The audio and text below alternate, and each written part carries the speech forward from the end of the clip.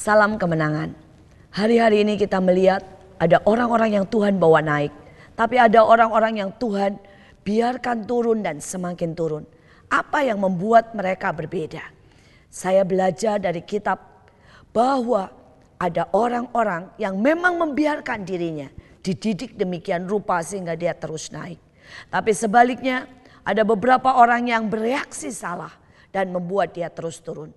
Saudaraku, Yakub memiliki 12 anak. Dari ke-12 anaknya ada beberapa yang hidupnya terus naik. Bahkan berkatnya sampai hari ini. Tetapi di antara mereka ada yang terus turun. Bahkan sudah tidak tahu di mana dan kemana pada hari ini keturunannya. Karena itulah hari ini kita mau belajar tentang beberapa anak daripada Yakub. Biar anak-anak ini membawa pelajaran yang penting buat hidup kita. Kita akan mulai dari Ruben sebagai anak sulung. Kejadian Fatsal yang ke-49 ayat yang ketiga sampai dengan ayat yang keempat. Ruben, engkaulah anak sulungku, kekuatanku dan permulaan kegagahanku. Engkaulah yang terutama dalam keluhuran, yang terutama dalam kesanggupan. Engkau yang membual seperti air, tidak lagi engkau yang terutama.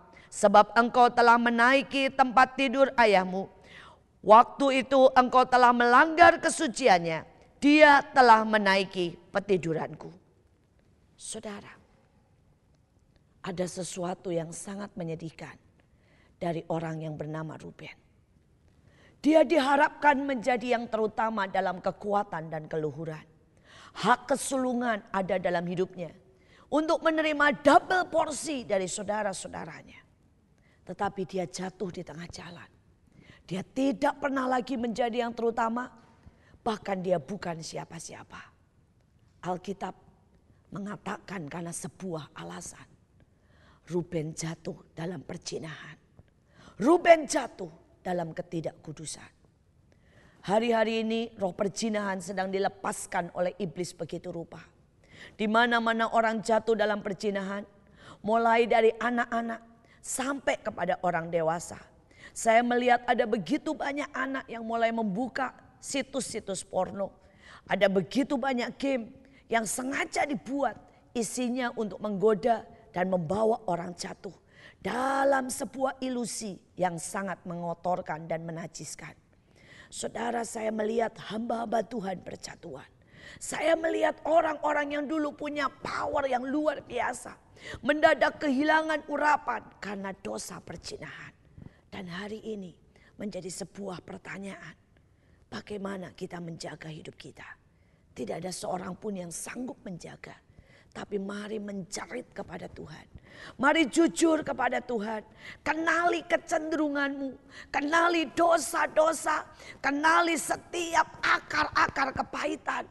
Setiap akar-akar penolakan. Setiap akar-akar kekecewaan yang ada dalam hidup kita. Dan mari kita jujur. Biarkan kita tinggal di dalam hadirat Tuhan. Dan Tuhan membersihkan hidup kita. Maka percayalah, Dia sanggup memberikan karakter baru. Dia sanggup melepaskan kita dari dosa perzinahan. Dia sanggup dirikan pagar di sekeliling hidup kita. Kalau kita memintanya. Kita berkata, Tuhan jagai langkahku. Bukan karena aku kuat, tapi jagai langkahku supaya jangan aku jatuh dalam perzinahan. Seorang teman saya, dia adalah seorang yang luar biasa. Dia hamba Tuhan yang diurapi, dia mengajar dan dia membawa begitu banyak dampak buat anak-anak muda. Dia tahu visinya adalah menggerakkan anak-anak muda. Tapi dia menyimpan satu kemarahan yang dia terus simpan di dalam hatinya. Dia marah terhadap ayahnya. Saudara, kenapa dia marah? Karena ayahnya meninggalkan keluarganya pada waktu dia sangat muda. Dan ayahnya pergi dengan perempuan lain. Dia tidak pernah mengampuni ayahnya. Ada sebuah kemarahan yang terus ada dan dia simpan. Sekali waktu, tiba-tiba di puncak daripada pelayanannya, dia jatuh dalam dosa. Dia jatuh dengan satu perempuan dan perempuan yang lain. Saudara, dia tidak bisa menahan. Ada begitu banyak perempuan yang mendekati dia, yang memuja dan memberikan saudara sebuah kenikmatan yang palsu. Dan itu menyebabkan dia jatuh. Dan dia kemudian tidak pernah bisa bangkit lagi. Tiba-tiba dia kehilangan urapan. Dia kehilangan hadirat Tuhan. Dia kehilangan passion. Dia kehilangan banyak hal dalam hidup ini. Pada saat dia di titik paling bawah dalam hidupnya, dia mulai menangis. Dia mulai sadar bahwa akarnya adalah kepahitan.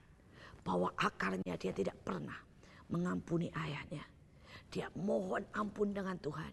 Dia datang kepada ayahnya. Dia mencium kaki ayahnya. Dan dia melepaskan pengampunan. Hari itu Tuhan memeluk dia seperti Tuhan memeluk anak yang bungsu.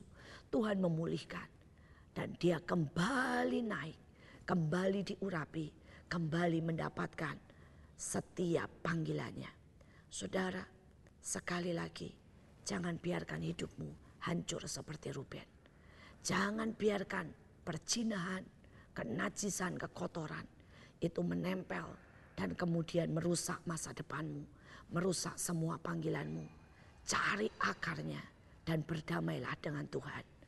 Tuhan memberkati. Mari kita berdoa. Kami bersyukur Tuhan karena Engkau baik. Kami tahu Engkau punya jaminan buat kami. Kami tahu Engkau punya rencana yang besar. Engkau mau jadikan kami sumber pertolongan buat orang-orang. Sumber inspirasi. Engkau mau jadikan kami Tuhan anak-anak-Mu yang naik dan tidak turun. Tapi kami tahu ada banyak hal yang kami sembunyikan. Ada banyak hal yang menjebak kami. Ada banyak hal Tuhan yang seringkali menjadi kelemahan buat kami. Tolong kami butuh Engkau. Terima kasih Tuhan. Kami tahu Engkau Allah yang ajaib. Engkau Allah yang menyelesaikan. Engkau Allah yang sanggup jaga kami. Engkau Allah yang memegang tangan kami. Dan Allah yang memulihkan. Di dalam nama Yesus kami sudah berdoa. Amin.